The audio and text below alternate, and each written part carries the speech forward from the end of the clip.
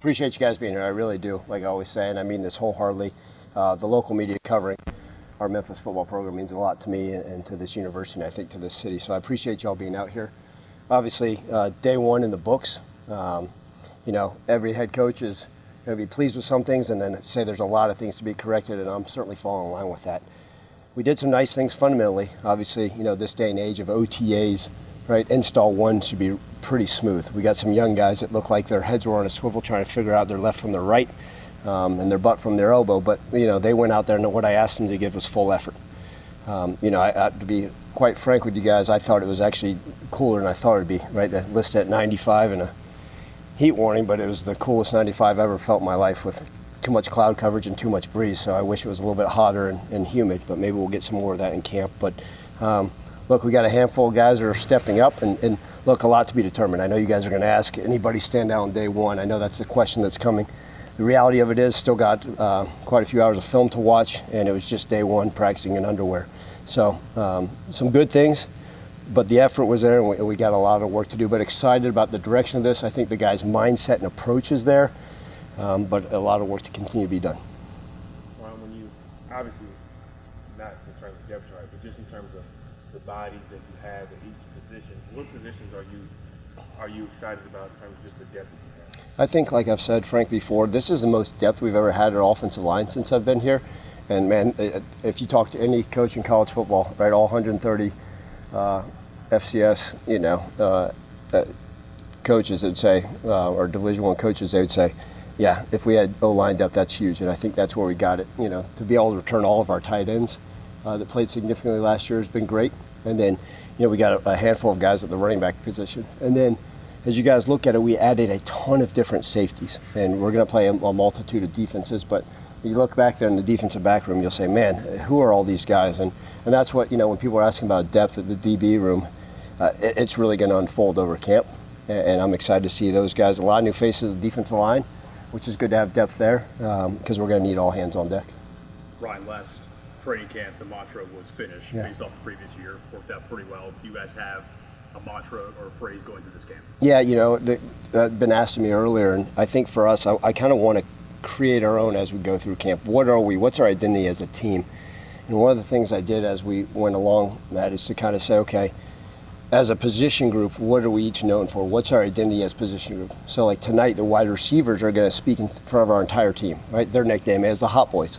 Well, I'm excited to find out what the hell the Hot Boys are, right? What's their identity and what can we hold them accountable to? So each position group is going to have their own unique name, something they stand for, what can the whole team hold them accountable for, okay? And then they're going to put it on display.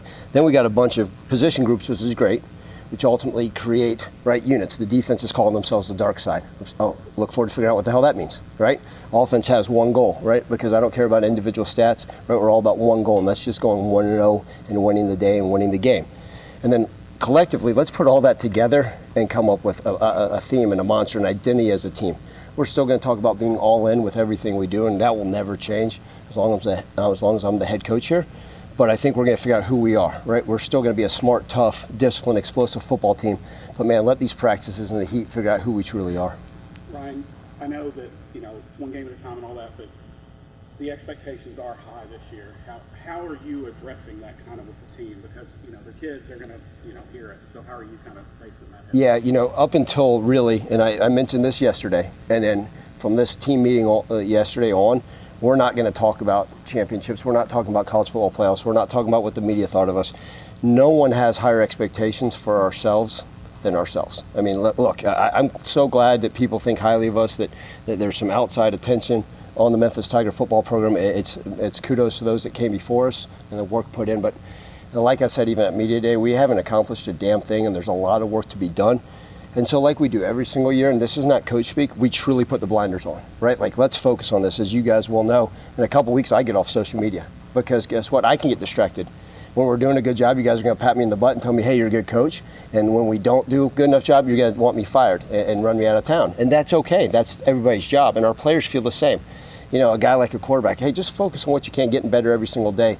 So I want our guys to say, okay, I'm going to be the best version of myself every single day with a growth mindset and go 1-0 today. And what I told them, I said, let's just work. Let's just figure out where things go, work our tails off. And when the dust settles, let's look up in December. In December, hey, let's pull the blinders off. Where are we? And hopefully we've accomplished what we set out to do, but we're not going to talk about it other than we have. Just continue to keep the focus. And it's easier said than done with 17 to 23-year-olds. If any of you guys have had young men in your lives, or adult kids that are growing, it's hard for even someone my age. But we're going to continue to do it, and it's a challenge. But we talk about having that focus and improving. Right, now that you're here and you got the roster kind of set, looking back on the offseason and kind of where we are with college football and the transfer portal in terms of players maybe getting through who aren't in the portal, especially at a program like this from Power Conference schools. How do you kind of manage that, and how has that gone, and has that happened kind of throughout the offseason? Oh yeah, I mean, there's if any coach tells you tampering doesn't exist, they truly have blinders on and have no clue what's going on in society, or they're just full of crap. And every coach knows it goes on. I think, yeah, I mean, multitude of our players, from our starters, even guys that were role players, other staffs reached out to, right? Maybe it was a high school coach or a 7-on-7 coach or a handler or an agent said, hey, you could transfer to this school for this amount of money, or they can guarantee you a starting job, or if you go here, you're going to be a first-round pick. But I think like I've mentioned before, Jonah, those relationships that we built along the way is hopefully there's been some trust and rapport built where these guys say, you know what, I really believe in what we're doing here. I bought into this culture. It's a really good thing for me to stay here. And so fortunate that so many of our guys said, hey, I want to be a part of this 2024 football team. And it's a continued battle. I mean, it's just the nature of it, right? Continue to build those relationships, trust in one another, and know that we're going to maximize them and hold them accountable so they can achieve their goals. And I think that's one of the reasons why we're able to keep so many of our own guys that said, I want to be a part of this. And look, with that being said, our guys are probably still being recruited right now. I know I've talked to a lot of SEC teams. They say they start recruiting our roster after the third game. So I'm sure our guys will start getting contacted at that point on. But our guys got to keep the focus, and that's the nature of it. And we'll continue to battle and fight those good fights. And hopefully those that want to be Memphis Tigers will stay and be champions. Is that something you're managing that during the season too, not just in the Oh, all the time. I don't take this lightly. I've spent bye weeks instead of going and watching a high school prospect, spending time with parents of our current players. Because I believe in our current roster, and it's our job to develop them as coaches. If I can continue to sell everybody and talk to, hey, this is what we're all about, and this is the opportunities we can provide, that's as important as anything. The job as a head coach, the job as a football staff, as we know, it's changed in a variety of ways. And I'm not complaining, it's just what the task at hand are asked for. And it's my honor that I get to fight my tail off to keep these guys part of our team, and the right ones stay.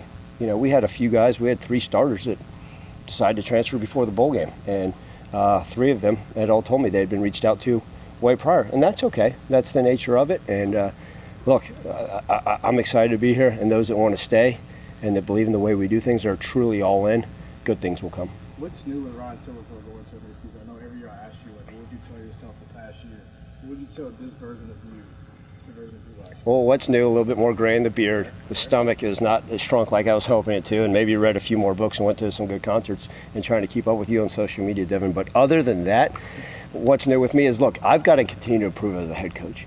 I've seen, too many coaches lose games, lose programs, don't do right by their culture, by their own egos. And every coach has an ego. Every coach should have confidence. If not, you shouldn't be a head coach. And I certainly probably have both. But the reality of this is I know I have a ton of work to do. What the hell have I accomplished? I've got so much to improve upon myself. Any loss, anything that's not good enough, it's 100% on me, because this is my program and I've got to find a way to get it done. And it'll always start with me. And so I think, in the offseason, how can I be a better leader? How can I coach differently? How can I get the most out of our guys? How can I love harder? How can I continue to pour into these guys so they go out there and be better men and better citizens and find ways to win games? And that's what it's ultimately all about. All-inclusive, trying to find ways to serve these young men. And I don't take that lightly. I mean, the day the bowl game was over, the next day, man, as much as I wanted to sit on my tail and relax, there's no time for that, okay? What can I do for this program? What can I do? Maybe go and shaking hands to raise money so we can build a new academic football center, right? What else can we do? How can we go get NIL for our guys? What else can we pour into them? Hey, is there something I can learn from X's and O's? I actually went out and visited my good friend Dan Lanning and watched a couple of their spring practices, and we bounced ideas off each other. Hey, he's a fantastic coach. There'll be a top 5 program in the country, but it was great for me and him to sit there and have open relationships and talk about, hey, man, what do you think about this? he would say, Coach, Ryan, no one's ever told me what I'm doing wrong here. What did you see differently? And he told me, and I saw some things. We learned from each other, and I got to continue to do that, right? Not only from an X and O standpoint, from a culture standpoint. And the day I stop learning, the day I stop improving, and the day I stop putting the blame on myself with this program, then shame on us, and I'll step down as the coach. Talk about how many guys stayed in the program despite opportunities elsewhere. In the current day and age of college football, can you put in the words how advantageous it is to have a good fourth-year starting quarterback returning to his top 2 pass catchers last year, offense coordinator, linebacker in the middle of the defense, all these things that a lot of programs don't have as far as continuity. It allowed me to sleep a little bit better when the transfer portal closed, right? And people stopped coming after Tam Cranzy. So it allowed me to have a smile on my face most of the offseason, and it allowed me to sleep a little bit better because it's huge. Let's call it what it is. I mean, the return of Seth Hennigan for a 4-year starter with the ability, I mean, I've challenged, I'm still waiting for, I think Frank was going to give me the information, how many quarterbacks have stayed at one program and been 4-year starters with the same head coach. So when Frank digs into it, he'll maybe let me know that information. But the reality of it is it's important, right? Those receivers coming back, the tight end, the offense core. So, look, we did some really good things on offense, but we also lost Blake Watson, over 1,000-yard back. Let's not lose sight of that. We lost some good offensive linemen. There's some pieces, and guess what? We've got to get better.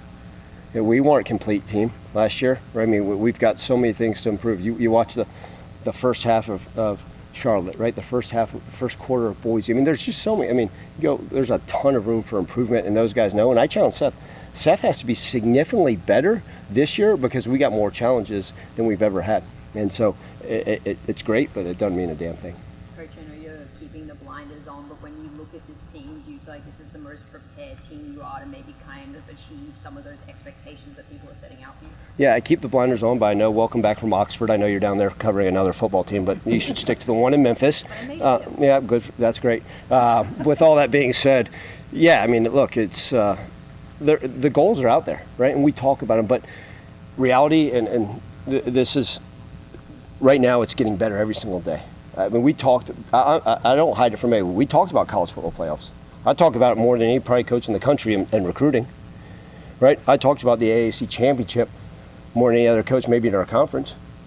But now, that doesn't mean a thing. We've got to go out there and find a way to get better, because if we didn't improve in practice number 1 and we don't get better in practice number 2, then it was just writing on the wall. And so it's my job to make that focus, keep those blinders on, and it's a challenge. It really is. This day and age, with all the things on social media, with people talking about the expectations, which are great things, how do we keep our focus and continue to demand? Because it's very easy to sit back and say, oh, we're good, we got everybody on offense back, we're heck no. And so I've got to put the foot on the gas and continue to push. I told our guys I'm going to strain them harder than I've ever strained them for this first 2 weeks of training camp. We're going to take care of their bodies and make sure they're healthy, but we've got to work. Ryan, you said that, 1-0 and all that, but have you had any time to kind of reflect this offseason that this is actually your team? These are guys that you brought in as a head coach. Has that entered your mind at all, and kind of how you prepared for this season? It's interesting. I heard a head coach say a couple years, as soon as you get to a team, they're all your guys, right? You can't sit there and say, hey, this was Mike Norvell's team, or these. They're ours. In this day and age with roster turnover, guess what? It's beach. I'd just like to see the number of guys who are still here from when I initially took the job, before the Cotton Bowl, and I don't know if there's anybody left, and the staff's the same way. So I'd like to take ownership of everything in this program and understand it's my job, right? Not only from an academic standpoint, but what we do on the field and everything we do, it's under my watch. I got to make sure it's right. But I felt that very day, since even the day I was named the interim head coach. And I got named interim after, that game, the championship game, that night.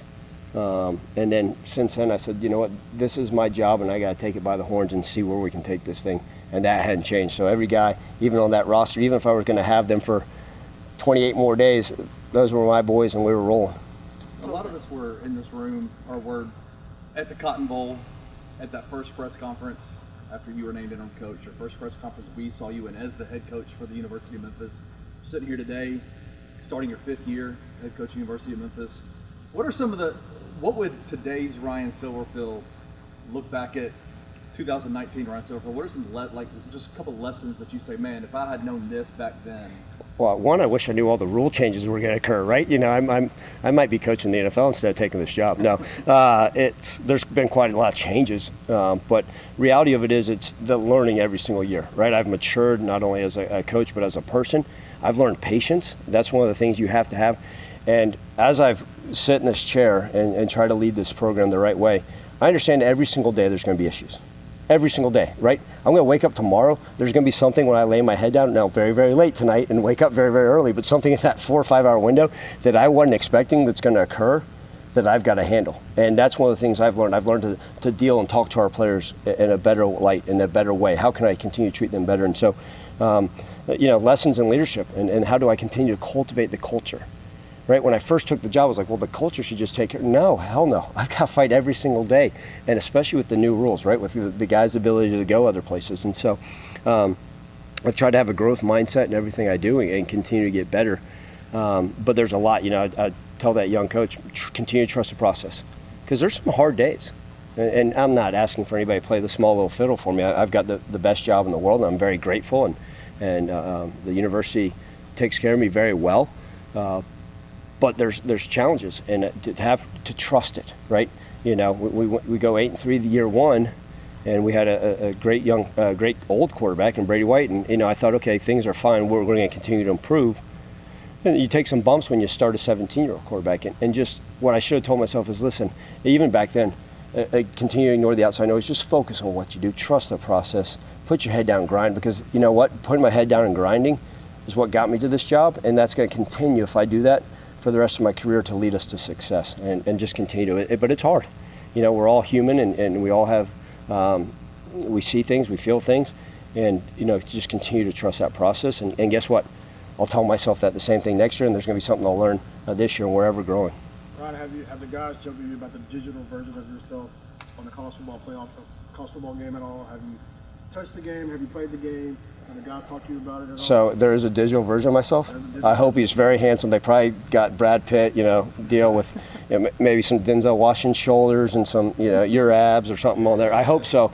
But God, that could be an ugly creature. So I hope that the game doesn't reset when it shows my butt on there. But no, I've not played it. I'm sure our players have. I've actually, opposite of Ryan Day, I've actually asked them not to play it so much. Let's get sleep. It's our job to show them who the opponents are. But no, I've heard a lot of great things, and I think it's wonderful for the sport. I think it's wonderful for our country that a game that I knew a little bit. I'm older than we think, but that it's out and they're enjoying it, and I think it's fun for them to be able to enjoy and participate and play as themselves. But no, they have not shared a digital version of myself. Maybe you can share that with me. I know it's only been a few months since the deal came together, but when you were recruiting the last 2 to 3 months, did you notice the FedEx stuff making a difference already? Everybody, I think one of the things is, right, so many of our players announced their return prior to that FedEx announcement. It's easy to just sit there and say, oh, well, FedEx, that's why. Most of our guys, if you realize, actually said, hey, I'm going to be a part of this thing. We're going to run it back prior to that. And so I think that speaks volumes about the type of guys we have in the program and what they want to be a part of. And even in recruiting, I'm not going to throw out there, there's one coach that says we don't talk NIL with high school kids. No, we talk about it. We're very transparent with everything. But we're not one of those schools throwing millions of dollars at every high school recruit. That's just not us. And that's a game that we can't compete in right now. And that's okay. It's our job to bring in a high school guy that wants to be here and develop them. But there's so many great things that have helped us in recruiting, right? You talked about, and I've talked to many of you guys, about the momentum after last season. And part of that, right, the bowl win, 10-win season, the excitement, 12-team playoff. Guys, I think they're going to keep me around for a few more years with this extension, right? Everything that's going on with the stadium. I think there's a lot of excitement moving forward in our program, the FedEx NIL deal, right? And you package all that together, people want to be here. And that's what's so exciting to me. And I think that's certainly helped us in recruiting that. But how are you relying on or challenging guys like Greg Rubin and Vermonte Hamilton to kind of take on some of that leadership void that was lost from guys like Jalen Allen and others? Yeah, and that's important, right? I think leadership gets harder and harder because, Frank, a lot of these guys, everybody thinks leadership is it commanding and demanding. No, that's not leadership. And each one of our guys has a unique way about how they go about things. Cremonte voices his opinion more, right? He's one to talk to the D-line and get them going and rah-rah them. Where Greg is maybe not as vocal, but he's one to go have that side-to-side conversation. And so I meet with a group, our leadership group, and I asked them, okay, what makes you a leader? And guess what? Every single one of them said, hey, what makes me a leader is I do the right thing all the time. Yeah, I do what I'm supposed to do. I show up. No, that's just the price to play college football. Doing what you're supposed to do. Guess what? That's the price to be a citizen. And when football's done, you got to do what you're supposed to do, park in the right spot, show up on time, just to make a wage. And every single one of us got to do what you're supposed to do. So that's not leadership. So I said, okay, Kermonte, tell me what makes you a leader as an individual. What can you do? Right? Greg, what can you do? And it's funny because some of those guys said, hey, one of our guys actually said, I want to be the most empathetic teammate I can be. I want to be there for guys to lean on. I had another guy said, I'm going to be the energy guy at practice. I don't care if I don't start a single game, but I'm going to be the energy guy. Coach, you can count on me. From the time that things kicked off to the fourth quarter, that's what you can lean on me as a leadership. Great. The other guy said, I'm going to teach every young guy the right way to do things. It's my job to bring out along the young guys. Great. And so each one of them picked a leadership characteristic that best suited them. Because what we don't need is 20 rah-rah guys, right? If so, I'll just give them pom-poms and say, hey, let's go get this thing. No, that's not what it's all about. And so teaching them how to lead and continue to show them along the way. But we've had some of those guys step up on defense, and that's what part of training camp is, training them to see who can continue to step up when the times get tough. Coach, you got a lot of new faces around here. How have you kind of introduced your new faces to the city of Memphis? Because you got new guys, you got guys that have been there for a while. How do you kind of implement them into the city? Yeah, I mean, I think we would need everybody says, you know all 215 people in your program? We do. And, you know, one of the unique things I do, and I don't know if it's unique, but I think it's important to me, is we need to know everybody's name. So I always have everybody introduce themselves. I have, actually in our players manual, our staff manual, we actually have pictures of our equipment managers. They need to know every single student equipment manager's name. We actually have pictures of our custodial staff. We have the best custodial staff in America right here in our Memphis football program.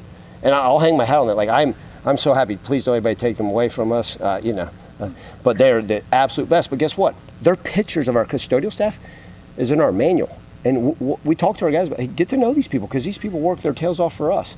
And then, right? Oh, by the way, we got a new D-line coach. Does everybody get to know him? Do we know this GA, this new?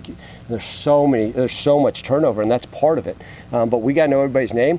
We talk about the players getting to know each other. All right, we have group bonding, where we're going to get 12 different guys in a group, and they're going to talk and share their life stories. That's part of how we build camaraderie. And I think what I want all of our fans, man, just continue to study our program, continue to watch the newscasts, read the papers, find out about your Memphis Tigers, show up to the games, because I think there's going to be a lot of excitement for those players and the staff that we have out there. Coach, apologies if you've already been asked this, but you mentioned the massive loss of Blake Watson. Just what do you think of the running back room so far, and who's kind of stepping up to you in your mind? Yeah, day one, so, there's a lot of work to be done. But look, Sutton Smith, we know what he's capable of. I think he really showed the rest of the world who he's all about in that bowl game. We've known he's a dynamic special player. Obviously, high hopes for Mario Anderson. He's got to come out and have a healthy camp and compete at a high level. But we know, he led South Carolina in rushing last year. Greg Desore, all right, is the transfer from UMass. We got a lot of hopes for him and what he can do and his explosiveness. Let's not forget Brandon Thomas, right? Brandon's been a stable here for 5 years. Brandon started that game versus Mississippi State, and I'll say this all the time. Anytime I talk about Brandon Thomas, I talk about his 120-yard game versus Mississippi State and the win. So we got some good, stable running backs. But there's a lot of camp left to go, and we'll see what happens when we put the pads on. Where are things at? Just obviously we know about Javante, but besides that, is there anybody injury-wise, health-wise, who's going to be out for an extended period? As of right now, no. Right? I mean, it's training camp. There's going to be nicks and bruises, and we had some guys step off the field today with cramping. But if there's ever an extended injury that may be seasoned, then I'll make sure I always share it with you. Knock on wood. Hopefully, we don't have that this training camp. But right now, as day one has finished up and at almost 6 o'clock, I think we're okay. And for Jalen, just obviously he was kind of working his way back. Jalen Nichols in the spring is back. Jalen Nichols should be full go, and he was today. You mentioned Mario. Up close and personal, does not look like a fun guy to tackle. And then, as we saw in the spring game, has some breakaway speed as well. Just the dimension that he adds to the team, maybe different than Blake, but the dimension he adds. Yeah, I think what he has is he has amazing contact balance. Right, I'm not trying to throw some NFL jargon or scouting term. Right? Yeah, I mean, great contact balance, good vision, and he runs hard. Right, I think he is. Right? He's a bowling ball of butcher knives. I mean, he's built certainly different than the Sutton Smith.